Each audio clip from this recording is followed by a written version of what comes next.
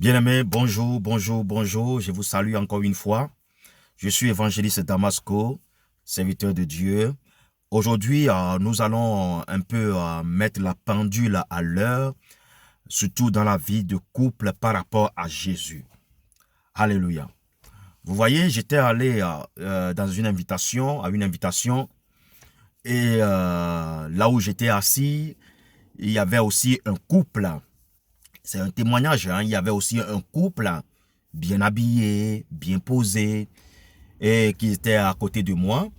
Et puis du coup, il y a une fille qui passait, qui a vu la femme de ce couple. Et je pense elles étaient amies de longue date. Elle a dit, hé, ma soeur, ça fait longtemps que je ne t'ai pas vue. Mais qu'est-ce que tu es ravissante. Oh, vraiment, ton mari prend bien soin de toi. Et puis la femme a répondu, c'est Jésus, oh. Et la copine a encore répété, mais vraiment, je suis très content de te voir. Tu es ravissante, tu es très jolie.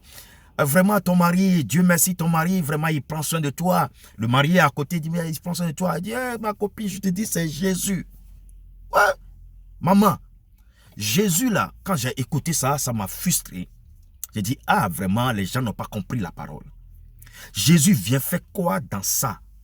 Dans affaire de mariage, affaire de couple, ou une copine qui te voit, une copine de longue date, peut-être vous étiez camarade de classe, et une copine qui te voit, et elle apprécie comment tu es habillé, comment tu es ravissante, ta forme, ton look, hein, et la copine donne cette félicitation à ton époux qui est à côté de toi, avec qui tu es habillé, qui est à côté de toi, et puis tu donnes rapidement cette appréciation à Jésus. Jésus vient faire quoi dans ça? Vous savez, il y a quelquefois des formules religieuses que nous prononçons comme si nous sommes en train d'honorer Jésus. C'est faux. Maintenant, dans un couple là, laissez-moi vous dire une chose, les mamans, surtout les mamans, ça c'est pour les mamans spécialement. Laissez-moi vous dire ceci. Jésus là, c'est notre Seigneur. Jésus, il est avec toi en toutes choses. Jésus, quand tu pries, il intervient dans ta situation, même dans le couple, il intervient pour sauver ton couple. Jésus est avec toi. Quel que soit l'endroit où tu te trouves, Jésus, là, tu l'as dans ton cœur, il est avec toi. Il t'aime et il t'a sauvé sur la croix. Mais laissez-moi vous dire une vérité. Quand on pose sur le tapis l'histoire ou bien l'affaire de mariage, là, c'est ton mari qui passe d'abord avant Jésus. Oui, ça va te choquer. Oui, ça va te choquer. Ce que je dis là, ça va te choquer. Quand on parle du mariage, quand on met l'histoire du mariage sur le tapis, laissez-moi vous dire que c'est ton mari qui passe avant, Jésus. C'est pas Jésus qui passe avant ton mari. C'est pourquoi je vais te dire une chose. Laisse-moi te dire ceci, que c'est la parole de Dieu. Allons dans la parole de Dieu. Quand nous voyons dans Éphésiens chapitre 5, le verset 23, la Bible dit, la parole dit, la parole c'est Jésus lui-même. Car le mari est le chef de la femme, comme Jésus est le chef de l'église. Alléluia. Car le mari est le chef de la femme, et Jésus le chef de l'église. 1 Corinthiens 11, chapitre 11, le verset 3. Lisons la parole de Dieu qui est Jésus. C'est Jésus qui dit ça. Au travers de l'apôtre Paul. Je veux cependant que vous sachiez que Christ est le chef de tout homme, petit h, et que l'homme est le chef de la femme, et que Dieu est le chef de Christ. C'est ça l'hiérarchie. La Bible nous dit, la parole nous dit que l'homme est le chef de la femme. Dans un couple, là, c'est l'homme qui est le chef de la femme. Et Jésus est le chef de cet homme et Dieu est le chef de Jésus. C'est l'hiérarchie. Vous voyez ça? Donc, quand on parle d'affaires, quand on met l'affaire de mariage, quand on met le mariage sur le tapis, on veut discuter de mariage par rapport à la foi en Jésus, là. Laisse-moi te dire que Jésus est en train de te dire que ton mari passe d'abord avant lui. Dans la situation, dans l'affaire de mariage, c'est ton mari qui passe. Le respect là va d'abord à ton mari. Parce que quand tu vas dans le travail, là où travaille ton mari, tu vas dans le travail de ton mari, dans le boulot de ton mari. Est-ce que entre ton mari et son directeur, ou bien son chef, ou bien son employeur, qui est le plus proche de toi? C'est ton mari. C'est ton mari.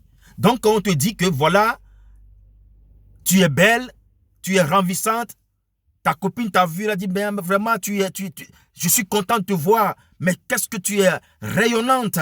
Tu dis, oh, c'est Jésus, oh. On a répété, elle a répété dans 2 fois, mais je te dis, c'est Jésus. Et le mari est à côté, humilié. Humilié, c'est de l'humiliation. Alors, quelle façon tu présentes Jésus, maman? Quelle façon tu présentes Jésus à ton mari à la maison? Aujourd'hui, vraiment, les femmes, vous aimez vraiment Jésus. C'est une bonne chose. Vous aimez la parole de Dieu. C'est une bonne chose. C'est ce que Dieu veut de nous. Mais comment tu présentes ce Jésus-là, cette parole-là qui est Jésus-là? Comment tu le présentes? Comment tu présentes Jésus? Ou bien comment tu présentes cette parole à ton mari dans ton foyer? Où le mari se sent frustré. Le mari prend...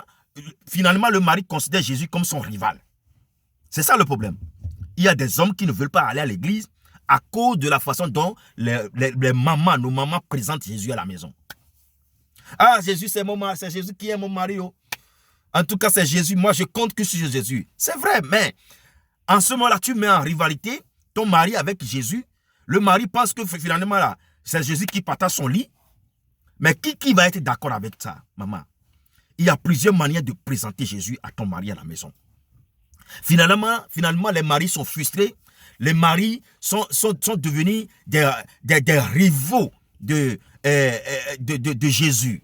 Le mari ne se sent plus aimé. Ça veut dire que Jésus là, a pris sa place. Bien aimé, la personne devant qui tu te mets nu, ce n'est pas de n'importe qui. Ça, je parle de mariage dans la vie du couple. La personne devant qui tu te mets nu là, ce n'est pas de n'importe qui. Quand tu humilies cette personne, tu t'humilies toi-même, tu te rabaisses toi-même. Parce que ce n'est pas n'importe qui, quelqu'un qui peut te voir dans la douche là, qui peut être ensemble avec toi dans une douche, ce n'est pas de n'importe qui. Alors, essayons de mieux présenter Jésus, les mamans, mais essayons de mieux présenter Jésus à notre mari à la maison. Parce que les maris là, ils ne veulent pas venir à l'église. Parce que pour eux, Jésus là a pris leur place. Jésus est devenu leur rival. Et ils sont jaloux de Jésus. Ça dépend de comment vous les présentez Jésus.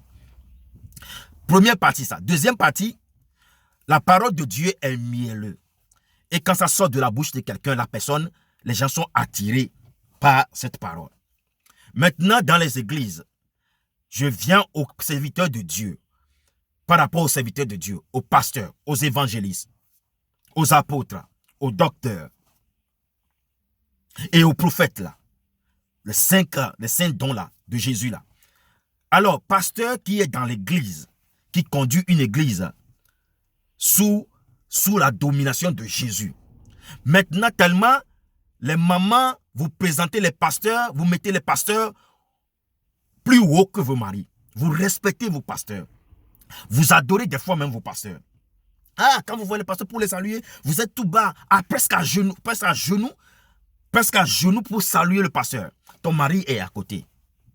Et les pasteurs aussi, les évangélistes, nous les pasteurs, nous les serviteurs aussi, on se contente de ça. Voyant la femme docile qui se rabaisse, qui nous respecte, qui nous adore à côté de Marie. Le mari voit tout ça, il dit non, ça, c'est pas ma place ici. C'est ça, les difficultés, des fois, dans les foyers.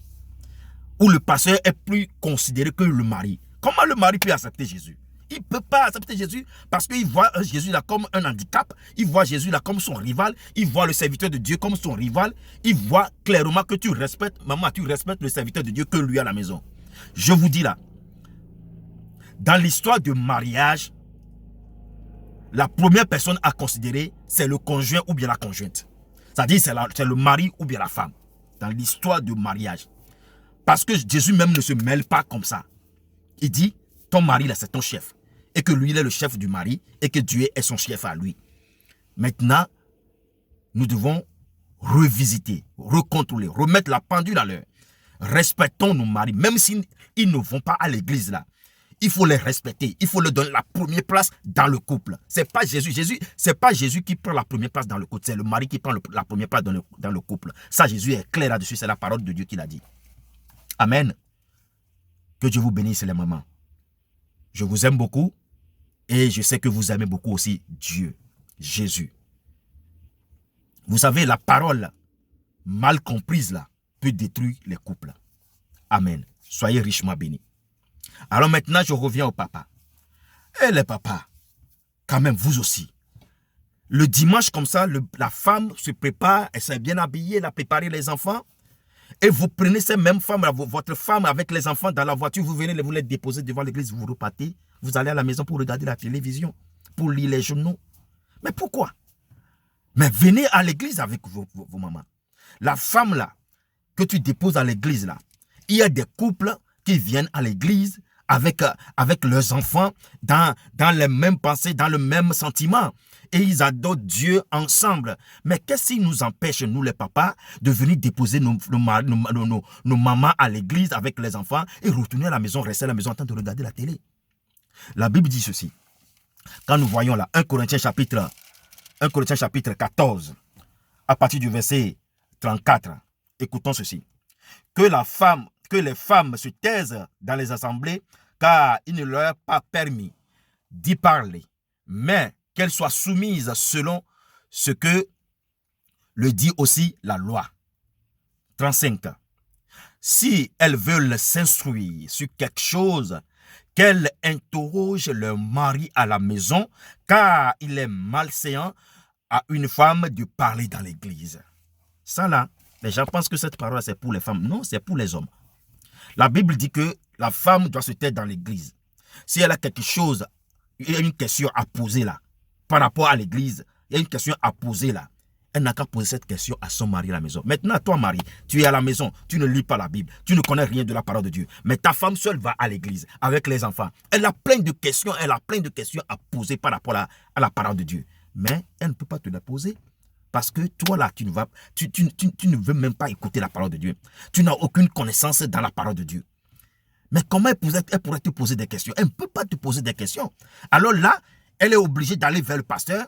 Et quand le pasteur lui répond, lui donne les bonnes réponses, la parole qui sort, qui est mielleux là, la parole de Dieu personnellement qui est mielleux là, quand la femme écoute ça, elle se sent bien à côté du pasteur. Elle se sent bien en écoutant le pasteur. Elle vient à la maison, toi tu parles des choses du monde, tu parles de n'importe quoi, alors qu'elle a besoin de comprendre qui l'a créé, d'écouter la parole de Dieu.